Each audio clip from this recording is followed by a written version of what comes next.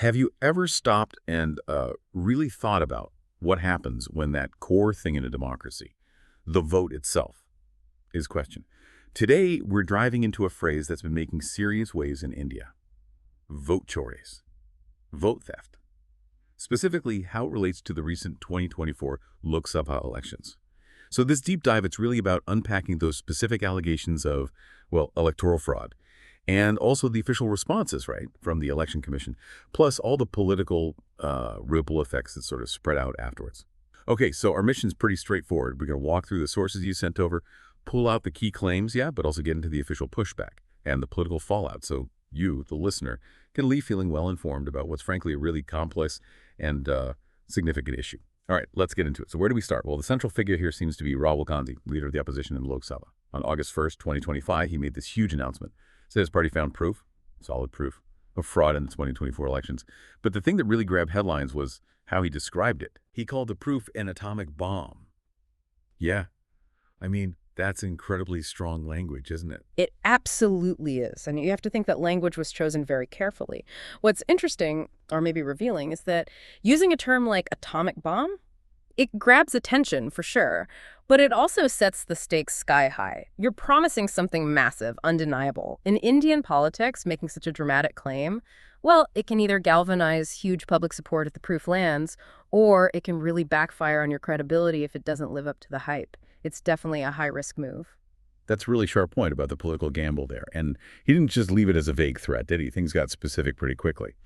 On August 7th, he started laying out details. He focused on the Mahadevapura assembly segment. That's part of the Bangalore Central constituency. And the numbers he quoted, they were pretty eye-popping. He alleged, 11,956 duplicate voters, nearly 40,009 with invalid addresses, and over 10,000 bulk registrations. Like the example given was 80 people registered to one single address. 80 people. Wow. Yeah. And on top of that, he mentioned over 4,000 voters, 4,132 with invalid photos, plus other stuff. Misuse of form sites, for new registrations, and just weird entries for fathers' names or house numbers, things that just looked off. Right. And these aren't just like small typos we're talking about. Each of those categories points to a potential serious problem with the voter list itself. Duplicate voters. That could mean multiple votes.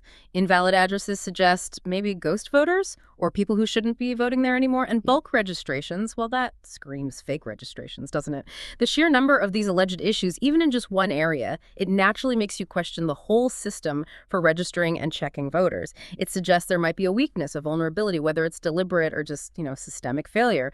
And that goes right to the heart of a fair election. It's about the basic data being correct. It really underscores what a massive job the Election Commission has, just keeping those lists accurate day to day.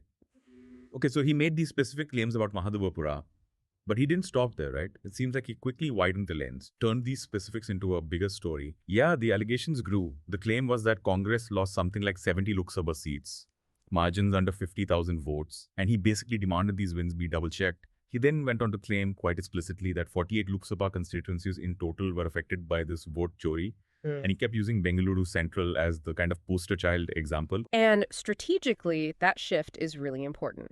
Moving from one specific area to suggesting a nationwide pattern involving dozens of seats, especially close ones. If you connect that to the bigger political picture, well, losing lots of seats by small margins is one thing. But if you add allegations of fraud into that mix, it really fuels public doubt about the entire election result.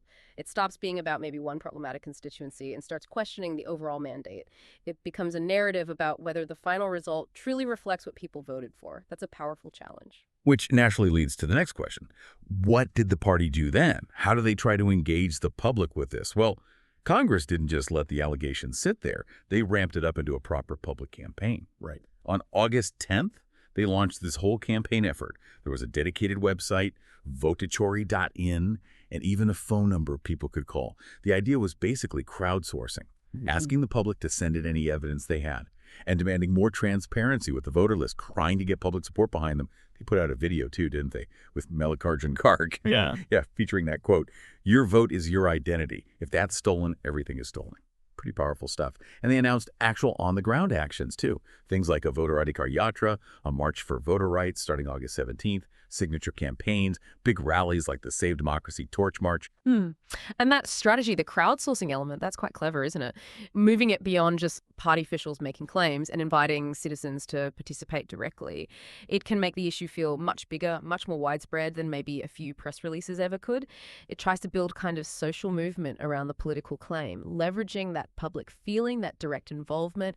We've seen in India, these kinds of marches, these yatras, they can be really effective tools for mobilizing people. Of course, the flip side is, how do you verify all that information coming in? And what happens to public expectation if the atomic bomb doesn't quite materialize from the crowdsourced data? It's a really interesting dynamic trying to build that collective momentum. But obviously, this wasn't happening in a vacuum. We need to talk about the other side. The Election Commission, the EC, they had a very clear, very direct response, didn't they? They absolutely did. No ambiguity there. Yeah. The EC basically told Rahul Gandhi, put up or shut up. They demanded he submit formal proof under oath in a written affidavit. Or, if he couldn't do that, he needed to retract the claims. They also strongly condemned the language used. Phrases like, vote chori, said it was insulting to voters and also insulting to the thousands of poll workers who actually run the elections. The EC also pushed back on specifics, saying they'd fact-checked claims like some about electoral roll changes in Bihar and found them misleading. And they made sure to highlight their own efforts towards transparency, emphasizing their commitment to fair processes. And the EC's position here is so vital. You have to remember, they're meant to be this independent body. Their whole purpose is to protect the integrity of the election process. They're not just another political player, so their firm stance makes sense. They're saying, look, allegations are one thing, but we operate on evidence, formal, verifiable evidence. This isn't just about defending their own reputation, though that's part of it. It's about preventing unproven claims from damaging public faith in the whole system. That demand for an affidavit, it's not just paperwork, it's a legal step. It forces the accuser to stand by their claims officially with potential consequences. It really underscores the institutional risk when claims like this are made without, well, the required proof being presented through proper channels. That context on the EC's role is definitely crucial. Okay, so we have the claims, the campaign, the EC's response. But it didn't just stay as a war of words, did it? It spilled out into direct action, more accusations. The political temperature really went up. It certainly did. On August 11th, you had around 300 MPs from the NDA block the opposition alliance, marching right up to the EC office in Delhi. Things got quite heated. A lot of them, including Rahul Gandhi, ended up being detained by police during that protest. And then the ruling party, the BJP, they hit back hard. They started making their own accusations of electoral problems against Congress leaders, pointing fingers at specific seats like Raebareli, Wayanad, Kannauj. And they didn't just make accusations, they demanded resignations from those Congress leaders. Yeah, and that sequence just perfectly illustrates the kind of polarization these situations create. It raises that critical question, regardless of whether the original claims are ultimately proven true or false. How does this whole cycle impact the political narrative? How does it affect public trust? Because it quickly moves beyond the specific allegations. It becomes a tit-for-tat, accusation, counter-accusation. It deepens the political trenches. And suddenly, the entire electoral system itself feels like just another arena for political fighting rather than a neutral process.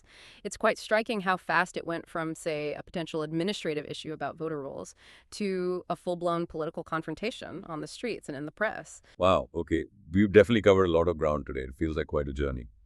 We started with Rahul Gandhi's very dramatic atomic bomb statement, got into the specific details alleged in Mahadevapura, the duplicates, the addresses. Then we saw how Congress tried to broaden that into a national campaign using crowdsourcing, planning marches. We looked closely at the Election Commission's strong pushback, demanding that affidavit, defending the process, and finally touched on the real-world political heat, the protests, the detentions, and those counter-allegations from the BJP. So hopefully you, the listener, now have